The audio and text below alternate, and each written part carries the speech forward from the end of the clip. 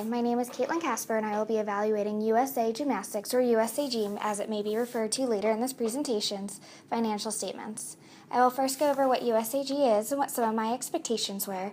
I will compare them to USA Diving, see what effects the Olympics had on the financial statements, and I will look at their net assets. A little about USAG, since most of the class may not know what it is. It is the main league to compete in gymnastics, like the NFL of gymnastics. When you see the major international competitions, the U.S. athletes are competing under USAG. USAG is a 501c3 and has 5 different types of gymnastics it covers. I had expectations as to what type of gymnastics would generate the most revenue. I thought women's would be number 1, being the most popular, followed by men's, rhythmic, trampoline, and tumbling, and lastly acrobatic. My expectations were completely wrong. Trampoline and tumbling generated the most, closely followed by women's, a large drop to acrobatic, then rhythmic, and lastly men's. Where else does the revenue come from? The other top 3 were marketing and events, member services, and the United States Olympic Committee, or the USOC. For 2012 and 2011, these were the top 3 sources of revenue other than their programs. A question raised is, what does the USOC fund? The money received from the USOC is not considered restricted. It is money that helps Olympic organizations grow and help ensure we have the best of the best.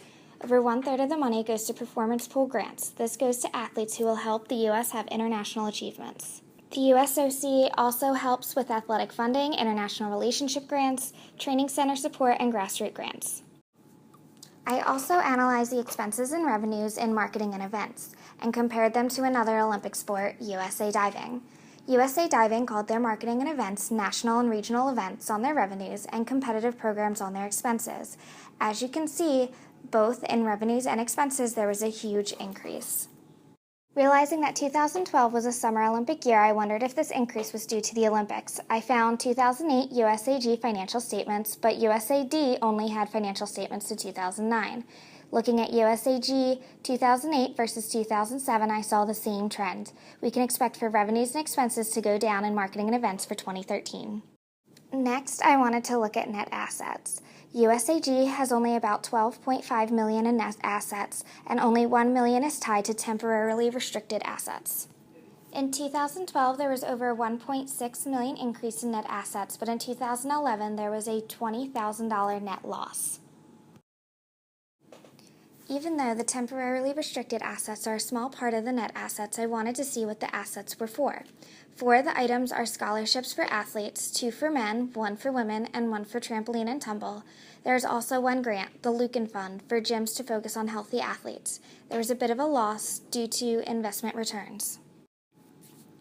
So that was a lot of information to take in. Altogether, we can see where the money comes from. We can expect an increase in revenues and expenses during Olympic years. Also, there's a small number of temporarily restricted assets, and those are used to cover what the USOC cannot for athletes. I hope you found this presentation helpful, and thank you.